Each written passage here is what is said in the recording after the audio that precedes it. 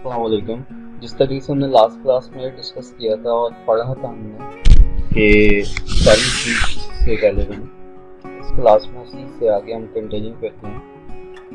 But फिर भी मैं ये कि आपको एक दफ़ा रिव्यू दे देता हूँ ओवरऑल शीट का, ताकि उसके बाद फार्मूलाज की इम्प्लीमेंटेशन करता हूँ। ठीक है, तो सबसे पहले हमारे पास एक शीट मैंने थोड़ी सी बनाई है ताकि टाइम सेव हो जाए हमारे पास।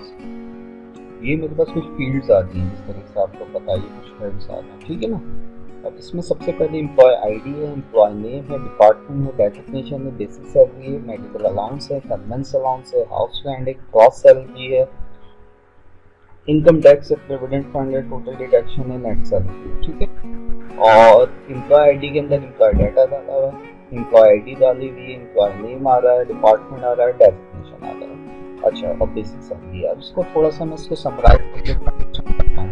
जैसे कि सबसे पहले मेरे पास यहाँ पे एम्प्लॉय आईडी आपको पता है एम्प्लॉय आईडी हम किसे करते हैं। ठीक है, तो जो भी आईडी कार्ड का नंबर होगा वो हमारे पास आएगा। एम्प्लॉय नेम जो भी है, अली, असद, साद, फहद। डिपार्टमेंट, उसका इदारा क्या है, कौन से ऑर्गेनाइजेशन में है, डिपार्टमेंट क्या है, किस इदारे में काम करते हैं,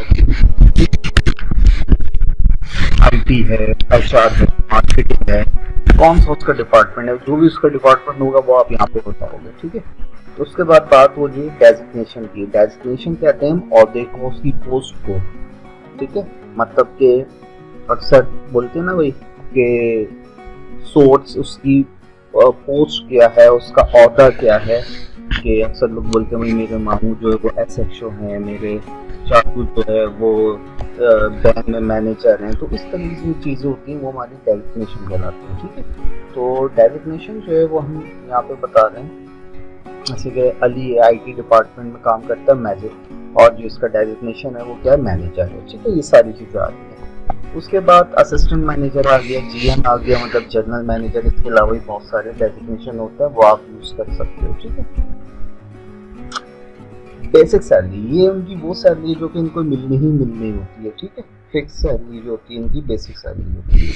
उसके बाद मेडिकल अलाउंस। मेडिकल अलाउंस क्या होता है? मेडिकल अलाउंस बेसिकली हमारे पास वो अलाउंस होता है जो हम, अक्सर आपने सुना होगा ना कि भाई मेरे अब्बू का मेडिकल का पैनल है, पैनल जिसे आप कहते हो, जैसे डिफरेंट हॉस्पिटल वगैरह में होता है मेडिकल फ्री, अक्सर जॉब्स वगैरह में होता है, तो वो हम मेडिकल यहाँ पे देंगे। अच्छा, यहाँ पे हम सपोज करेंगे, एग्जैक्टली ज़रूरी नहीं कि जो मैं यहाँ पे दे रहा हूँ वही हो, क्योंकि हर ऑर्गेनाइजेशन की अपनी अपनी अलग होती है। मैं यहाँ पे 12% लिख देता हूँ कि मैं इसमें से 12% जो है वो क्या निकालूंगा, मेडिकल अलाउंस निकालूंगा। ठीक है, 12% ये मैंने लिख दिया यहाँ पे। ठीक है, इसी तरीके से मैं यहाँ पे कन्वेंस अलाउंस। कन्वेंस अलाउंस क्या होता है? जो हम पिक एंड ड्रॉप के लिए यूज़ करते हैं, अक्सर कंपनीज होती है पिक एंड ड्रॉप की सर्विस आपको दे रही होती है, या इसके अलावा जो है वो आपको फ्यूल दे रही होती है, तो वो चीज़ है। ठीक है, इसके लिए मैंने 10% ये निकालना है मुझे। ठीक है, मैं लिख रहा हूँ यहाँ पे ताकि मैं फॉर्मूला इम्प्लीमेंट करूँ तो आपको याद रहे। 15% मुझे हाउस रेंट निकालना है। सही है, ये चीज़ें निकालनी है। उसके बाद में, अच्छा ये मैंने अपने पास से लिखा है, फिक्स नहीं है, अभी भी बता रहा हूँ क्योंकि हर कंपनी का अलग अलग होता है। ठीक है, उसके बाद हम यहाँ पे जो डिस्कस करेंगे, अब हमारे पास है सैलरी है। ठीक है, अब हमने फर्दर यहाँ पे जो वर्किंग करनी है वो क्या काम करना है, जॉब सैलरी निकालनी है और आगे वर्क करना है। तो सबसे पहले हम मेडिकल अलाउंस निकालेंगे। मेडिकल अलाउंस की जो हम लोग बात करते हैं वो हमारे पास मेडिकल अलाउंस है, ये हम निकालेंगे परसेंटेज के फॉर्मूले से, जो आप पहले पढ़ चुके हो परसेंटेज का फॉर्मूला। मेडिकल अलाउंस के लिए मुझे 12% निकालना है, तो किस तरीके से निकालूंगा, बेसिक सैलरी में से, तो इक्वल टू E2 लूंगा। E2 क्या है? मेरा basic salary. E2 multiply by कितने परसेंट निकालना है? 12% निकालना है, डिवाइडेड बाय 100। ठीक है, क्या गया? 6,600। इसी तरीके से मैं यहाँ पे भी ये निकाल रहा हूँ, इक्वल टू मल्टीप्लाई बाय कितना, 12% है। ठीक है, तो इस तरीके से मैंने क्या कर दिया, इसका मेडिकल अलाउंस निकाल लिया। तो हाउस रेंट निकाल, कर्नल्स अलाउंस निकालना है, कर्नल्स अलाउंस निकालूंगा। ये भी बेसिक में से निकालना है।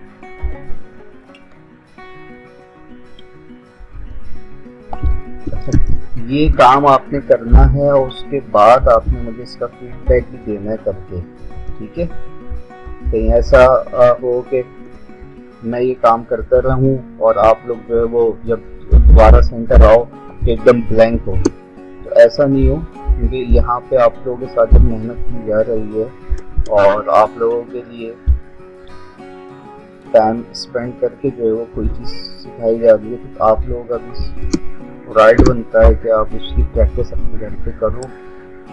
सिस्टम नहीं है, कोई इशू नहीं है, वीडियो देखो, वीडियो को देखने के बाद उसको अपनी कॉपी पर राइट करो जिस तरीके से आप लोग काम करते हो, ठीक है, ताकि पता लगे कि आपने क्या काम किया है। और आप 1 से 2 बार वीडियो देखोगे आपको वैसे ही करना आ जाएगा, ठीक है।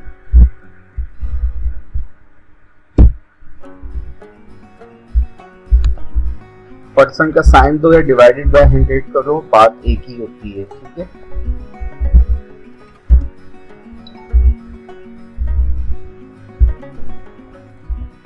इसमें मैं डिवाइडेड बाय 100 कर देता हूँ, कोई इशू नहीं है।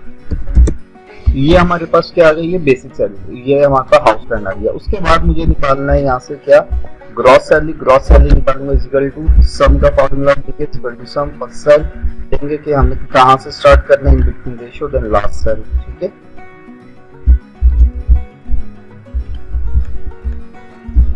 ये मैंने सब पे अप्लाई कर दिया, ठीक है।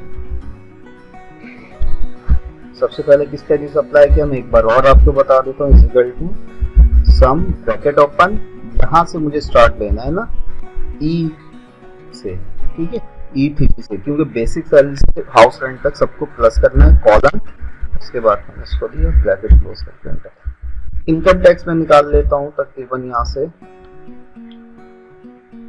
8%, ठीक है, इनकम टैक्स निकालना होगा। प्रोविडेंट फंड, अच्छा प्रोविडेंट फंड होता क्या है समझा देता हूँ मैं आपको। सपोज करो 3%,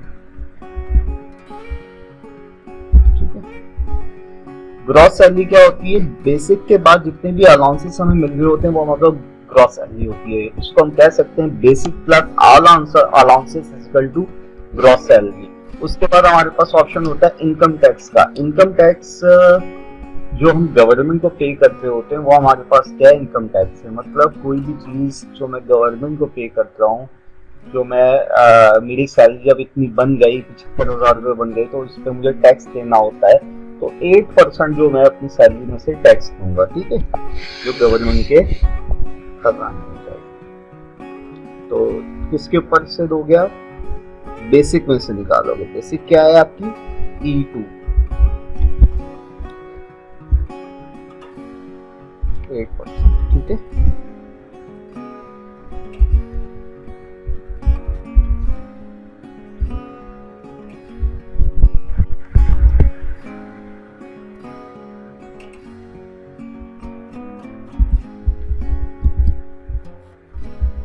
ये है ना यहाँ पे,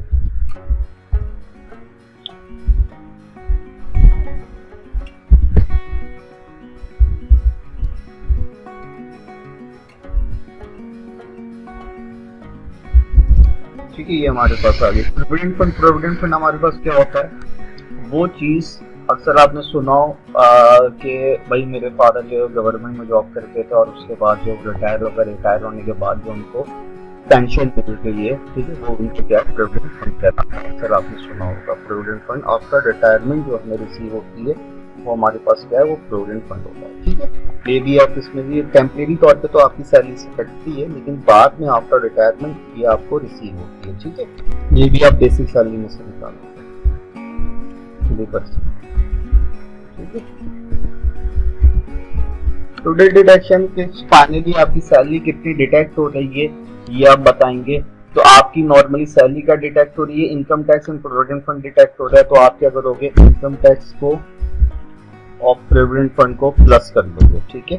इन दोनों को प्लस कर लोगे तो ये टोटल डिडक्शन हो जाएगी। टोटल डिडक्शन के अंदर आपको यही बताना होता है कि भाई मुझे इतनी सैलरी मेरी जो है वो डिडक्ट हो रही है, ठीक है। उसके बाद है नेट सैलरी। नेट सैलरी वो सैलरी होती है जो आप अपने घर पे लेके जाते हो, वो आपकी नेट सैलरी होती है। होती है, ठीक है। तो आप यहाँ पे बताओगे इक्वल टू ग्रॉस में से माइनस करोगे total deduction, equal to gross salary minus total deduction equal to net salary, ठीक है। ये आपके पास क्या होगा, ये सैलरी शीट बन गई और इस तरीके से आप क्या करोगे, सैलरी शीट अपनी बनाओगे, ठीक है। वीडियो को 2 से 3 बार आपने देखना है, पढ़ना है, समझना है, ताकि कोई कंफ्यूजन आपको ना हो, सही है। अगर कोई प्रॉब्लम हो तो आपने जो है वो पूछना है मुझसे। देखो, आप लोग अगर सवाल नहीं करोगे तो मुझे ऐसा लगेगा कि आप लोगों को कोई प्रॉब्लम नहीं है और सारी चीजें समझ में आ रही हैं, ठीक है। ये बोलना कि सर अभी देख के समझ में आ गया, जब करेंगे तो पता लगेगा, ठीक है। जिसको समझ में आ जाता है तो वो बोलता है कि सर हो गया, अब मैं कर लूंगा, ठीक है। तो ये नहीं हो कि जब हम करेंगे तो पता लगेगा, आपको पता होना चाहिए, आपने वीडियो देखा आपको पता लग जाना चाहिए कि भाई ये वीडियो देखने जाएगा, ठीक है। इसका मतलब करूँगा बाद में पता लगेगा, इसका मतलब आप अपने आप से कॉन्फिडेंट नहीं हो। तो कोशिश करो, चीज़ों को देखो, समझो, और ये जो शीट बनाई है उसको आप कॉपी पे बनाओ ताकि आपकी प्रैक्टिस रहे। कंप्यूटर नहीं है, कोई मसला नहीं है, आप कॉपी पे बना सकते हो, ठीक है। प्रैक्टिस उससे भी हो जाएगी। फॉर्मूलाज मैंने आपको समझा दिए हैं और एक बार मैं इस तरीके से भी आपको दिखा देता हूँ कि ये हर फॉर्मूला यहाँ पे लिखा हुआ आ रहा है, ठीक है। फॉर्मूला लिखा हुआ आ रहा है, मेडिकल का फॉर्मूला लिखा हुआ आ रहा है, ये सब फॉर्मूलाज वगैरह सब चीज़ें आपको पहले ही पढ़ा चुका हूँ, ठीक है। इसमें कोई नई चीज़ नहीं है, सिर्फ इसके अंदर शीट एक बनाई है मैंने पूरी, ठीक है। तो ये शीट आपने भी बनानी है, ठीक है। तो उम्मीद करता हूँ आप मुझे इसके फीडबैक दोगे। आज की क्लास इतनी रखते हैं, नेक्स्ट क्लास में इंशाल्लाह कंटिन्यू करेंगे उस टाइम जब आप मुझे इसके फीडबैक दोगे, ठीक है। टेक केयर, अल्लाह हाफ़िज़।